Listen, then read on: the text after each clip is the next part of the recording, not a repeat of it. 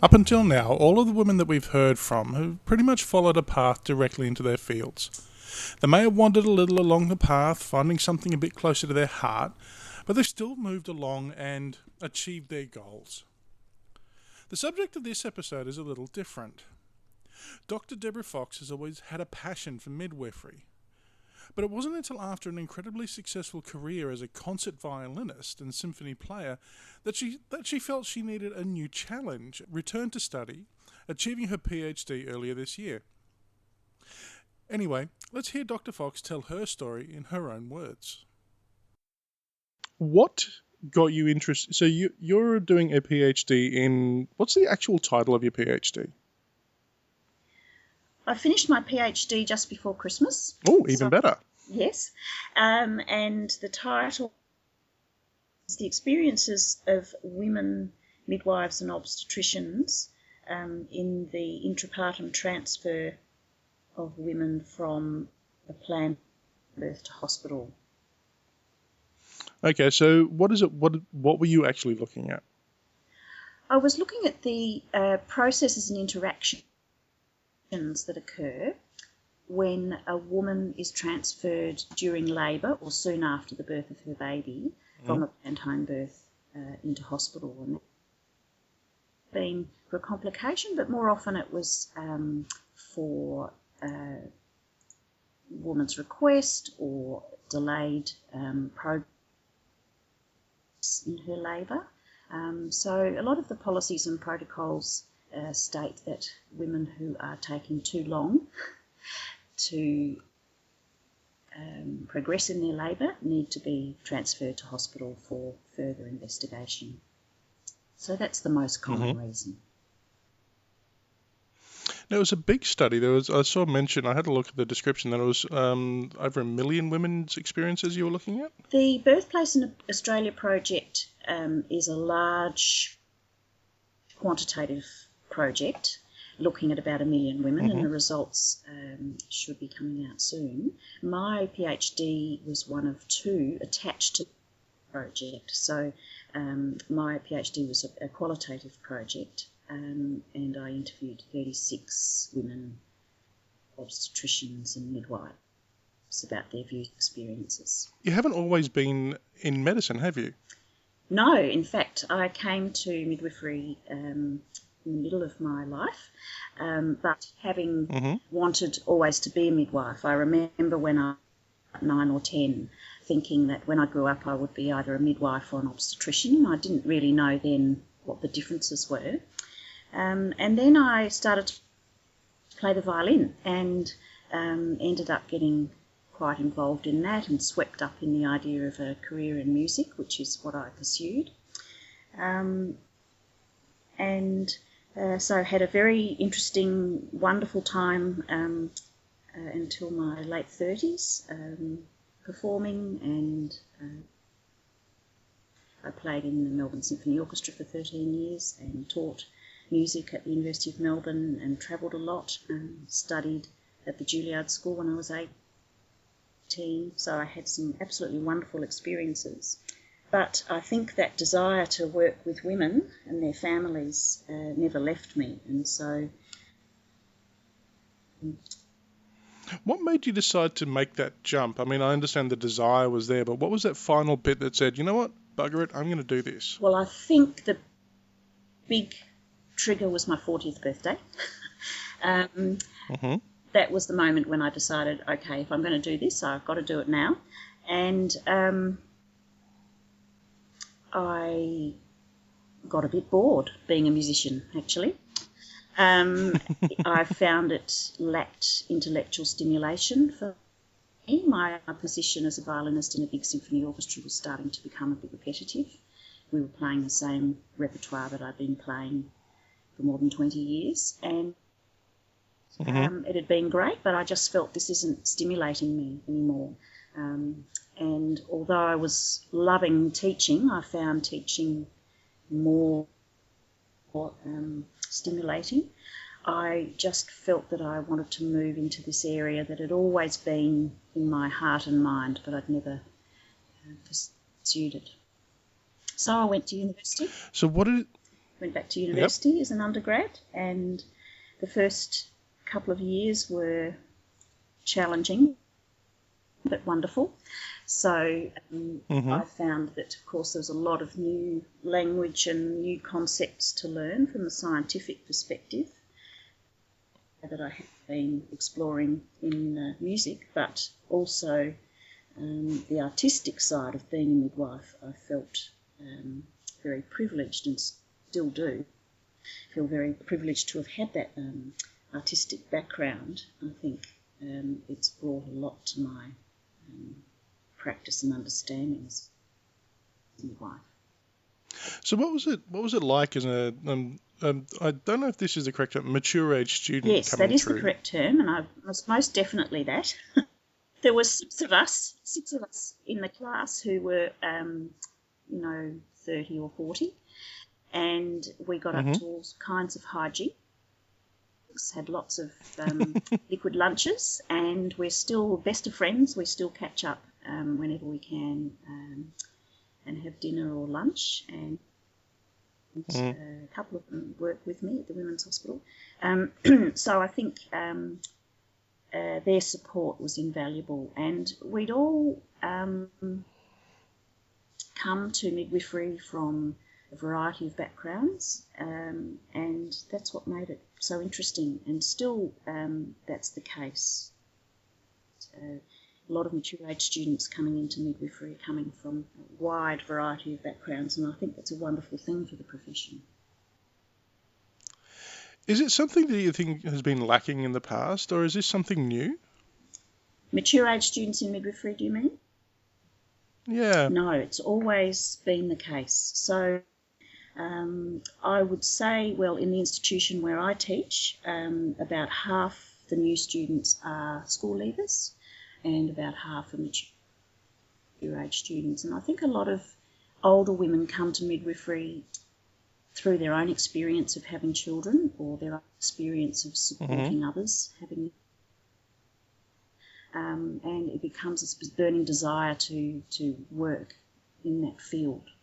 And so, and I think it's a great thing for midwifery to have these more mature students entering the profession. The younger students are wonderful as well, and they bring different things, but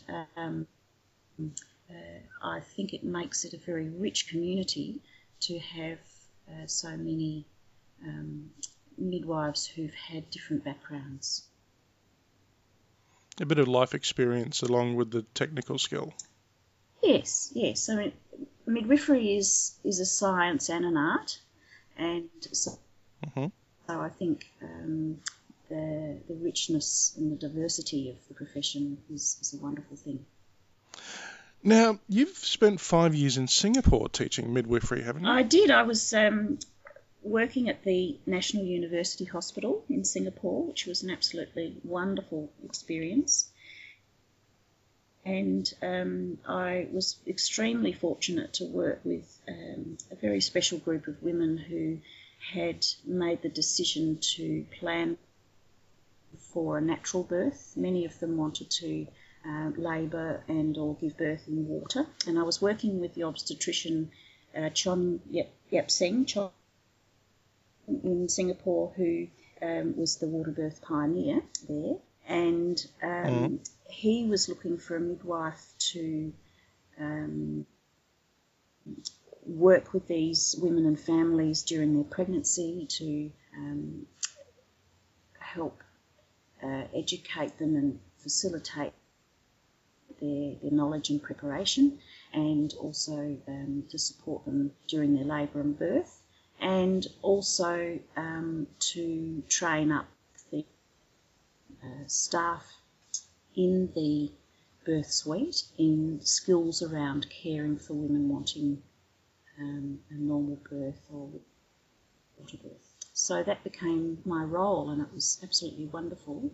And I was in Singapore with my husband and my son, who was 8 at the time when we went there, and we did lots of travelling and had an absolute ball. My husband was teaching at the Australian International School, and the demand increased so rapidly for our natural birth program, as it was called, that we decided to set up a team of midwives who would work alongside me to be able to meet the needs of greater numbers of women. So we set up a program called Emma Care,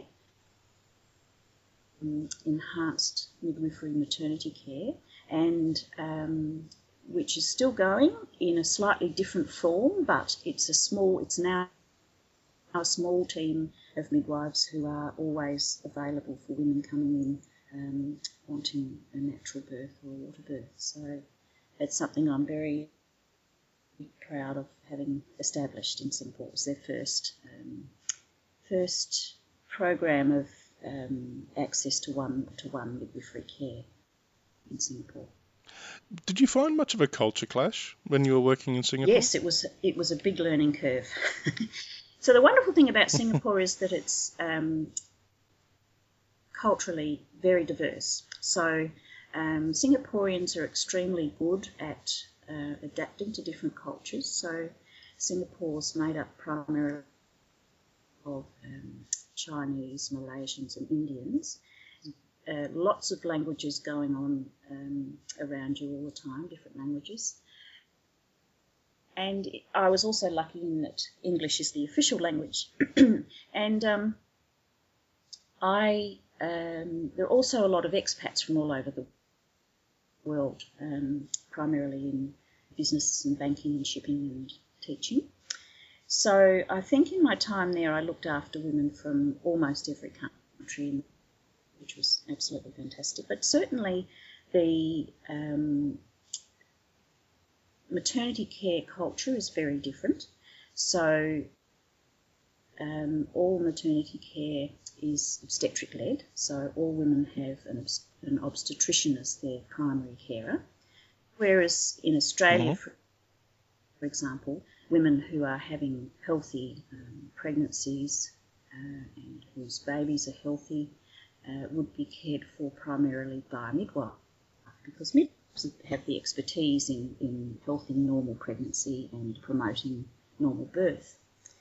Obstetricians have expertise in complications and surgery, and so in Australia, where we aim to work collaboratively with obstetricians, and midwives are trained to refer women who require obstetric care onto obstetricians. It was different in Singapore in that obstetricians led all the cares. So when I set up the Emma Care program, it was the first time that midwives had a stronger role in working with the women, and I think that was an important step for the profession in Singapore as well. Did you get much pushback from the obstetricians? No, well, I think I was very lucky that I worked with Chong Yap Seng from the outset, and he, I would have to say, he's the finest obstetrician I've ever had the pleasure to work with. Very woman-centred, very pro-breastfeeding, and very supportive of women's choices and options around birth, but also very quick to step in when intervention's needed. So I think having his support from day one, he was actually on my interview panel, and having his support from the beginning was wonderful. And I also then grew to have wonderful relationships with many of the other obstetricians there. So it was a fantastic experience in working with obstetricians, which I've carried with me ever since. So going back to the original thing where you were trying to decide to be a midwife or an obstetrician, what was it about midwifery that drew you away from being an obstetrician?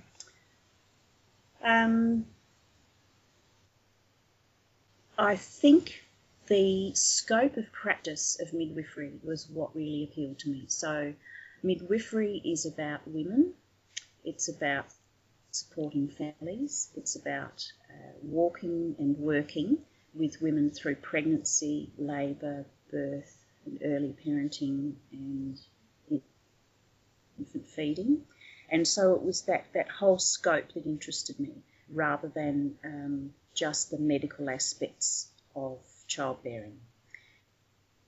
And there's a very strong social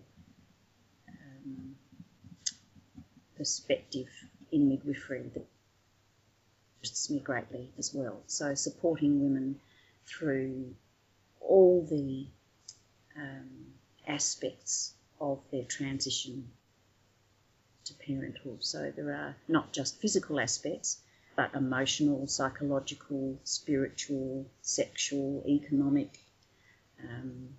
lots. A much more holistic approach. Yes, you could call it holistic, yeah. All right, so you've completed your PhD. Thank you. Congratulations. Where do you want to go from here? What's the next step?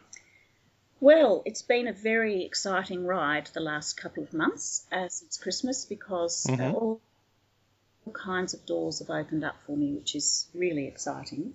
So I'm now teaching in the Faculty of Health, teaching two subjects at University of Technology, Sydney, where I did my PhD, and also continuing my work with undergraduate nurses, working with evidence for nursing. So I teach evidence-based practice in the context of nursing. And I'm also doing some research for the Ministry of Health in New South Wales, looking at, there are two bits of research I'm doing at the moment. One is looking at the promotion of breastfeeding for women during pregnancy, with the end goal of helping to reduce childhood obesity. And that project has led also to some other research around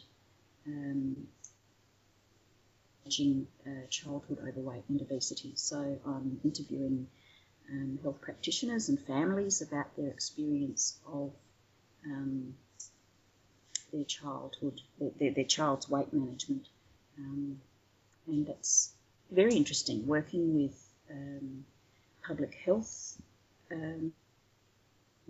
scientists and dietitians and paediatricians and nurses and physiotherapists, and it's been a wonderful experience working with such a multidisciplinary team. So you're looking at more getting into, say, policy and that sort of thing as well? Perhaps. I really enjoy the qualitative investigation side of things, and it will be very interesting to follow the trajectory of how this research turns into policy. It's a very exciting process for me, so it will be interesting to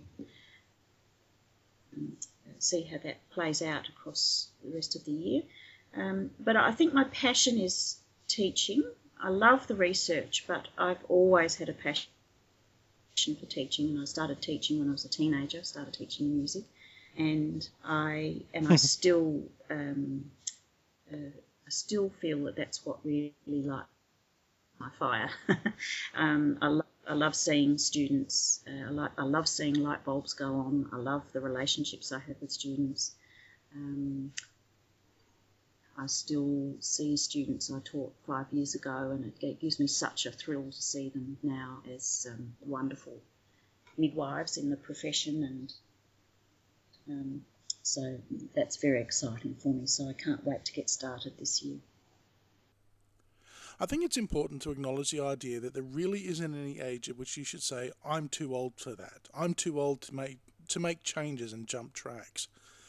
If you've discovered a passion and you want to follow through with it, do it. How else are you going to discover new things and do wonderful things? Well, that's episode 8 done. The next episode will feature Forbes Top 30 Under 30 nominee, Natalie Matosen, who will be joining us from Germany. Now, don't forget, we do have a Patreon. It's patreon.com/angrybeanie. Any contribution will be welcome. And hopefully we should be getting more of these episodes out relatively sooner than this one. Talk to you next time.